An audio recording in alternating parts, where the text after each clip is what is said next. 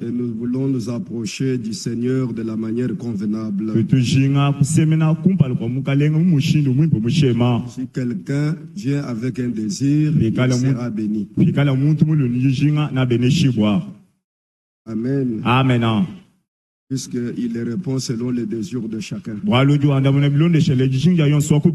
C'est comme il est écrit dans Jérémie. Si quelqu'un est malade, il dit Seigneur, guéris-moi. Le souhait qu'il a là, le désir qu'il possède, Seigneur, guéris-moi. Le Seigneur dit, je t'ai guéri. C'est que ton cœur désire, c'est ça qui il ne fera pas au-delà de ça. Nous vous apportons des salutations des frères Jean Chindano de Bukavu, le berger de l'Assemblée de Bukavu, qui a salué tous les saints au nom du Seigneur Jésus. Il y a encore le frère Pierre Chimanga qui nous a laissé ici. Alors, et le frère Paulin, le berger de l'Assemblée de Kamako. Tous vous ont salué au nom du Seigneur Jésus-Christ. Nous allons nous mettre debout. Nous allons lire dans Exode chapitre 24. Exode chapitre 24. Je souhaiterais que tout le monde prête attention. Peut-être nous y allons mollo. Nous n'allons pas prendre beaucoup de temps. Exode chapitre 24. Premier verset jusqu'au verset 8. Dieu dit à Moïse, monte vers l'Éternel, toi et Aaron, Nadab et Abihu, et 70 des anciens d'Israël, et vous vous prosternerez de loin. Moïse s'approchera seul de l'Éternel. Les autres ne s'approcheront pas. Même Aaron, même Abihu ne s'approcheront pas de l'Éternel. Et le peuple ne montera point avec lui. Écoutez le verset 3. Suivez attentivement. Moïse vint rapporter au peuple toutes les paroles de l'Éternel.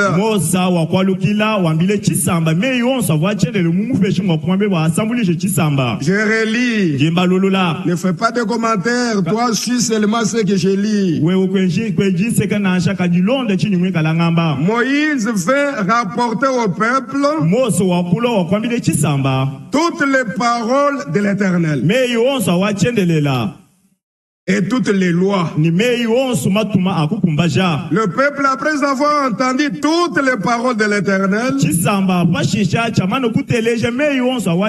les paroles de l'Éternel qu'il avait données à Moïse, et toutes les lois, le peuple entier répondit d'une même voix, nous ferons tout ce que l'Éternel a dit. Verset 4. Comme le peuple a fait l'alliance avec le Seigneur par son oui et amen,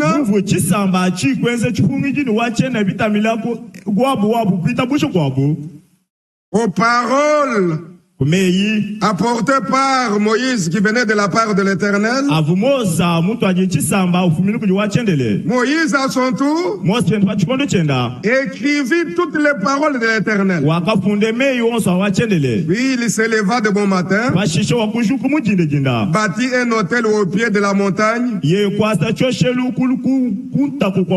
et dressa 12 pierres pour les 12 tribus d'Israël. Il envoya des hommes, des jeunes hommes, enfants d'Israël, pour offrir à l'Éternel des holocaustes et immoler des taureaux en sacrifice d'action de grâce. Comme le peuple avait dit, nous ferons tout ce que l'Éternel a dit. Et écoutez le verset 6. Moïse prit la moitié du sang et qu'il mit dans des bassins. Et il est répandit l'autre sur l'autel. Il prit le livre de l'Alliance, là où les paroles de l'Éternel étaient écrites, et le lit en présence du peuple, comme nous le faisons maintenant ce soir. Et il dit, nous ferons tout ce que l'Éternel a dit, et nous obéirons.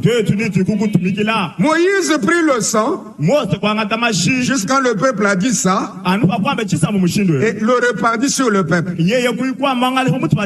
en disant, voici le sang de l'Alliance que l'Éternel a fait avec vous selon toutes ses paroles. Que le Seigneur ajoute ses bénédictions à la lecture de sa parole. Dieu notre Père, nous voici devant toi cette heure. Dieu Tout-Puissant, ce sont des paroles qui émanent de toi. Ce ne sont pas des paroles de Moïse. Il était allé à la montagne. C'est toi qui lui avais recommandé que Aaron et Abihu puissent l'accompagner jusque là-bas. Et tout le peuple, même Aaron, ne pouvait jamais s'approcher de la montagne.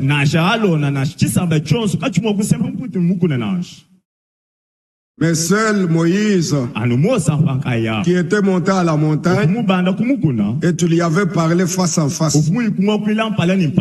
Et à son tour, il est venu à rapporter toutes les paroles que tu lui avais données au peuple. Et le peuple avait bien entendu toutes ces paroles qui étaient écrites dans le livre de l'Alliance. La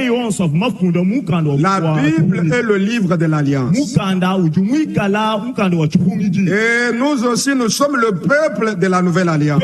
Et le sang de l'alliance a été versé à la croix du Calvaire. Seigneur, cela sera répandu uniquement à celui qui a entendu les paroles du livre de l'alliance. Seigneur, ce soir, nous voulons écouter ta parole. Seigneur, ce soir, nous voulons ponctuer Amen uniquement à ta parole. Sois avec nous du début jusqu'à la fin. Au nom de Jésus-Christ. Amen. Amen. Que Dieu du ciel vous bénisse. Que Dieu vous bénisse. Je vais récapituler un peu pendant quelques minutes. Il y a des serviteurs de Dieu qui nous ont visités. Je sais bien que nous avons été bénis. Il y a un frère qui est venu me parler dimanche là. Il me dit, comment toi tu es parvenu à aligner comme ça les gens comme ça? Ce n'est pas un homme qui aligne, mais c'est Dieu qui aligne. Bien aimé frère, quand il y a un besoin, Dieu pourvoit. C'est pourquoi le Seigneur lui-même avait dit, la moisson est grande, Mais priez le maître de la moisson pour qu'il puisse envoyer ses propres ouvriers dans sa moisson. Nous avons besoin des ministères. C'est comme je vous avais dit il y avait des années que quand on va arranger ne fût-ce que la route Kananga jusqu'à Mbujima, jusqu'à Lubumbashi,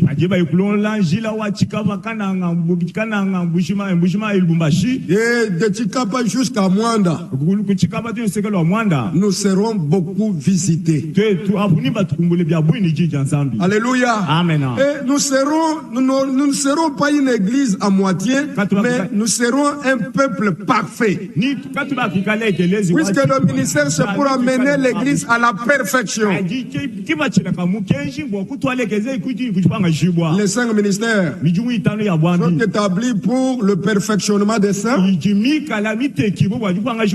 pour l'exhortation des saints et pour l'édification des saints. Je suis dans Ephésiens chapitre 4, verset 11 jusqu'au verset 12.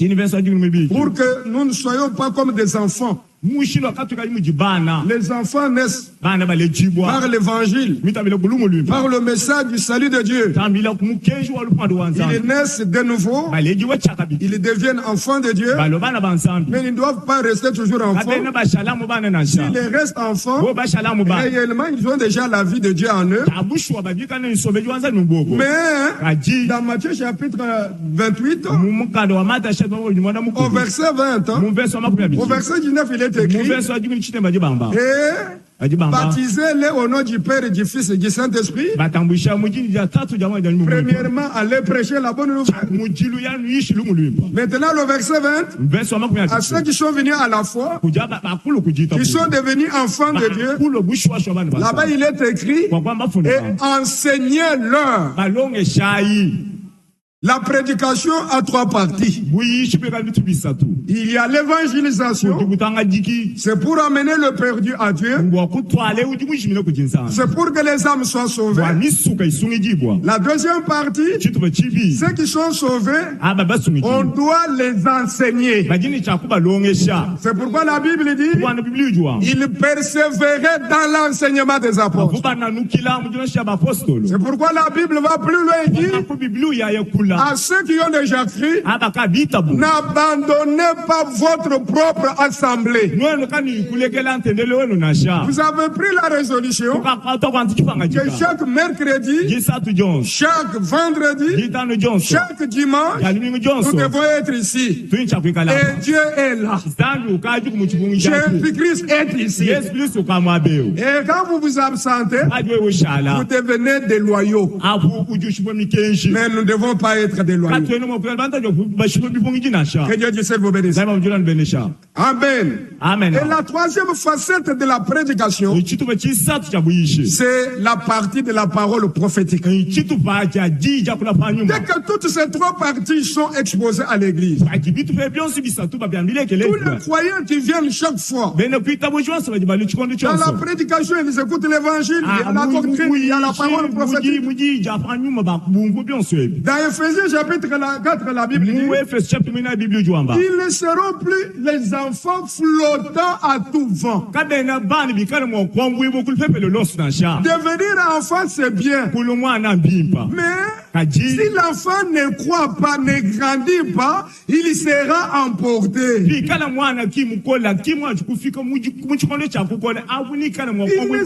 pas affermi. Même un arbre naturel ici, pour qu'il devienne comme baobab, un grand arbre.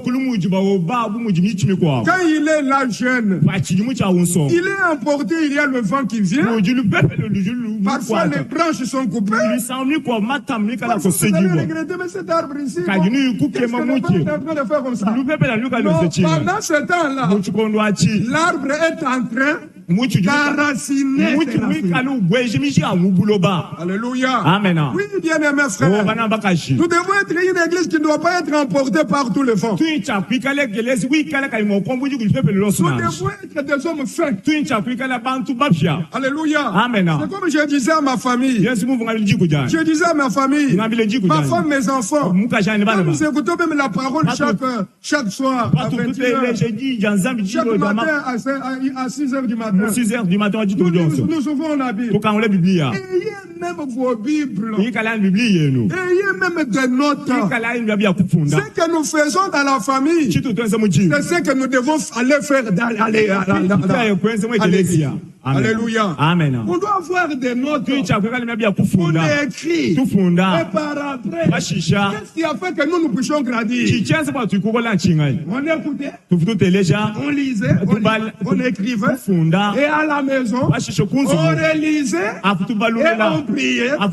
C'est que la croissance se manifeste. Sinon, vous serez des années. Un témoin de Jéhovah. Une femme témoin de Jéhovah. Elle sait comment manipuler l'air doctrine des témoins de Jéhovah. Mais les sœurs en Christ qui ont reçu la vérité ne savent même pas là où le Seigneur a dit voici les miracles qui accompagneront ceux qui auront cru. Ils ne savent même où est-ce que le Seigneur a dit ça. Si je posais cette question, quelle est la sœur qui me donnera même le chapitre? Voici le miracle qui accompagne. Qui connaît?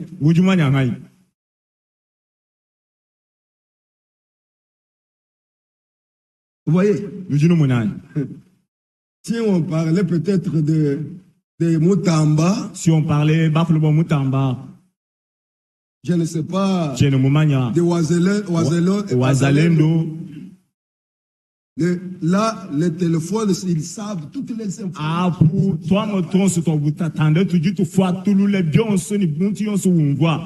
Ne souriez pas, ne riez pas, mais ça fait mal. Que Dieu vous bénisse. Mais si nous disons ça, ce n'est pas que quand nous sortons, vous tournez la page, mais c'est pour que nous puissions quand même méditer.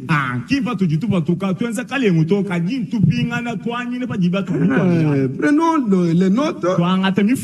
Alors à la maison, réalisons cela. Prions. Vous verrez que la croissance est là. Que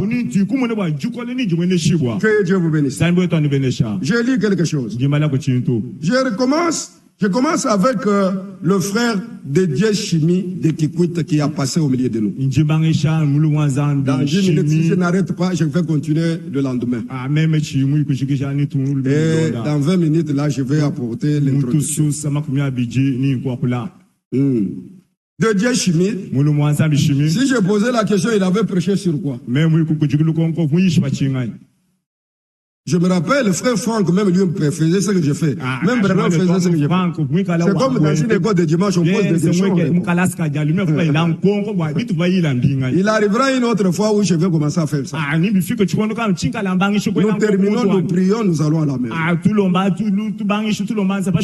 Moi, quand j'étais jeune dans la foi, il y avait une école de dimanche pour les adultes, pour les fiancés et pour ceux qui n'étaient pas fiancés. Vous voyez comment est-ce que nous avons grandi? Peut-être vous n'avez pas passé par là. Et moi aussi, je voudrais que vous puissiez passer par là. Et j'ai passé encore dans une école de mariés. J'ai assisté des mariés. Là, il n'y a pas de célibataire. Là, pas de fiancé. L'homme et sa femme. L'homme et sa femme. Nous avons suivi ça. Que Dieu dise vous bénisse. Moi, j'ai suivi ça. Peut-être il y a d'autres choses, on se retient quand on voit le niveau de la foi.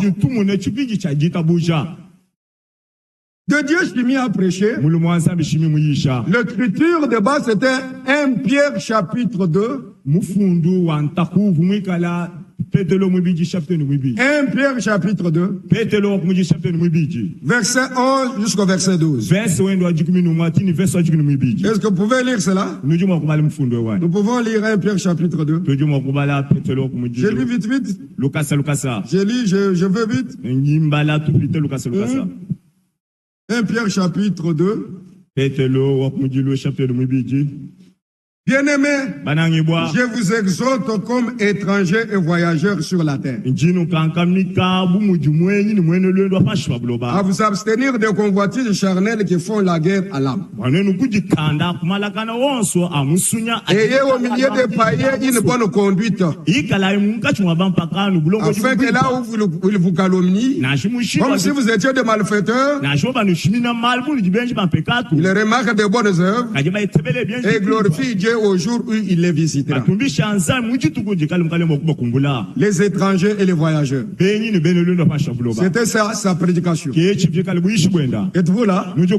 Dieu nous a bénis. J'ai noté des choses terribles là-bas.